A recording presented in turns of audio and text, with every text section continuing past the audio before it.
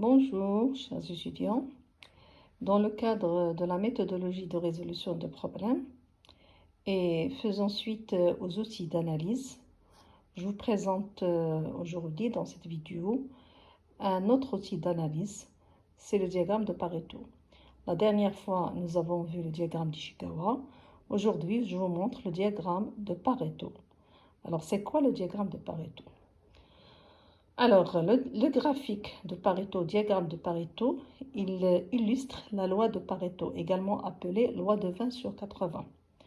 Alors, c'est quoi ça? La loi de 20/80, c'est une loi selon laquelle 80% des problèmes résultent de 20% des causes. Il est donc utilisé pour hiérarchiser les causes d'un problème, mettre en valeur les causes d'un problème, cibler de façon pertinente les actions à mettre en œuvre en priorité et évaluer les effets. C'est-à-dire qu'il y a une liste de problèmes et parmi ces problèmes, on peut trouver 2 ou 3 ou jusqu'à 4 ou bien un seul qui a plus d'effets. C'est-à-dire, c'est dans ce cas-là le problème à régler en priorité. C'est pourquoi on dit hiérarchiser les causes, du plus important au moins important. On met en valeur les causes d'un problème. Vous avez des données chiffrées qui vous permettent de mettre en valeur les causes d'un problème. Dans ce cas, ceci, il va nous cibler d'une façon pertinente les actions à mettre en œuvre, c'est-à-dire en priorité. Qu'est-ce qu'on va prendre en priorité? Bien sûr, on va prendre en priorité la cause ou bien les causes qui ont plus d'effets. Et cette méthode aussi, elle est utilisée pour évaluer les effets d'une solution. Alors, comment on peut créer ce graphique? Alors, pour la méthodologie de réalisation, la première des choses qu'il faut faire, c'est recenser les données dans un tableau. Bien sûr, dans un exercice ou bien dans un sujet, on vous donne un tableau avec des données chiffrées en désordre. Qu'est-ce que vous devez faire? Il faut savoir recenser les données, c'est-à-dire mettre une colonne où il y a toutes les causes et essayer de classer ces causes par ordre décroissant. Et pour chaque cause, je dois mettre la fréquence. Et deuxièmement, comme vous voyez, je vous donne en même temps le tableau pour comprendre. Regardez ici le tableau. Alors, vous avez les numéros. Pourquoi j'ai mis là des numéros? C'est tout simplement dans la présentation pour ne pas alourdir mon graphique. Ça reste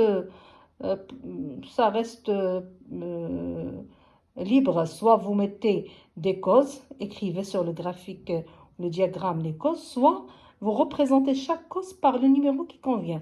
Parce qu'il faut faire d'abord le tableau avant de passer au diagramme de Pareto. Donc, j'ai ici les numéros, les causes des réclamations que vous trouvez dans le sujet et les fréquences aussi, ce sont des données. On doit vous les donner. Alors, à travers ces chiffres-là, vous voyez là, j'ai mis 148, 144, ce sont des données. Je ne les ai pas inventées, ce sont des données. Alors là, j'ai essayé de les classer par ordre décroissant. Ensuite, je calcule le pourcentage. Comment calculer le pourcentage? C'est simple, tout le monde sait comment calculer un pourcentage. Je prends la fréquence divisée par le total fois 100. Ainsi, je vais avoir le pourcentage pour chaque cause. Ici, il y a des réclamations. Donc, j'essaie de trouver les causes des réclamations. Donc là, pour le retard de livraison, j'ai trouvé 41%, c'est 40,99, c'est à peu près, j'ai arrondi ici à unité proche, c'est 41%. Vous avez le choix entre arrondir à unité proche ou laisser les chiffres après la virgule, 2 chiffres après la virgule. Les deux sont valables. Alors, pour chaque cause, je fais la même chose jusqu'à ce que je trouve le pourcentage pour chaque cause. La dernière étape, c'est le cumul. J'essaie de faire le cumul. Donc, le premier, c'est 40, plus 39,89, ça donne 80,89, plus 9,14, c'est 90. Jusqu'à la fin, je trouve 100%. Normalement, à la fin, je dois trouver 100%. Donc, ça, c'est la première étape. Si vous réussissez la présentation de ce tableau, vous n'aurez pas de problème. C'est-à-dire, vous allez réussir votre diagramme de Pareto. Donc, n'oubliez pas les numéros, les causes, on vous les donne dans le sujet. Les fréquences, la même chose, on vous les donne. Ce que vous devez faire, c'est tout simplement calculer le pourcentage et faire le cumul. Alors, à travers ce tableau, en se basant sur ce tableau, vous allez réaliser votre graphique de Pareto. Alors, qu'est-ce que je fais ici? Il y a différentes présentations. C'est possible de faire plusieurs présentations. Alors, ici, qu'est-ce que j'ai fait? J'ai présenté en ordonnée les fréquences et en abscisse les causes. Comme je viens de dire, retard de livraison, je peux mettre tout simplement 1 pour ne pas alourdir mon diagramme ou bien mon graphique. Alors, mauvais accueil du personnel du service commercial, omission des documents, livraison non conforme, article manquant, facture erronée et conditions de vente non respectées. Alors là, j'ai dans le tableau combien? J'ai ici pour retard 148, donc je représente 148. Deuxièmement, 144, je représente 144 jusqu'à la fin. Donc ici, j'ai représenté la valeur absolue. Ici, j'ai la valeur relative. Donc, comment je représente cette valeur relative? C'est à travers cette courbe. Donc ici, si je fais le cumul, retard de livraison plus mauvais accueil, combien on a trouvé? On a trouvé 80,89. Donc là, jusque-là, c'est 80,89. C'est à peu près 81. Alors, je mets le point ici. Voilà. Donc là, cette partie-là, si j'atteins les environs de 80, c'est-à-dire quoi?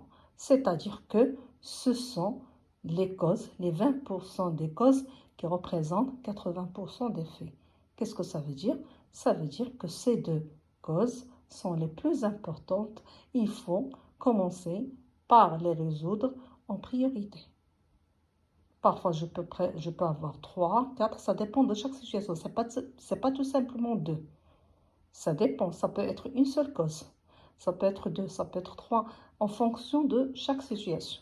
Et notez bien que je ne vais pas trouver exactement 80%, plus ou moins 81, 82, 79, plus ou moins. Donc, les environs de 80. Alors, pour ce graphique-là, l'analyse ABC est un prolongement. On peut dire que l'analyse ABC, c'est un prolongement de l'analyse de Pareto. Il y a des graphiques où je peux présenter directement les pourcentages. C'est-à-dire ici, je présente les pourcentages, je mets un histogramme, je présente les pourcentages ici, c'est possible. Donc ici, je peux dire que ça, c'est la classe A. La classe qui représente 80%, c'est la classe A. Ensuite, là, j'ai la classe B qui représente à peu près 15%. C'est à peu près, vous ne pouvez jamais trouver exactement 15%, c'est 15%. Et le reste, 80 plus 15, 95, le reste que vous trouvez là, il représente 5%. Alors, qu'est-ce que ça veut dire? La classe A, qui représente environ 80%, c'est à résoudre en priorité, suivi de la classe B, que ça peut attendre, et la classe C, qui peut être déléguée à d'autres personnes, ou bien ça peut attendre un moment à une durée plus longue. Voilà l'utilité.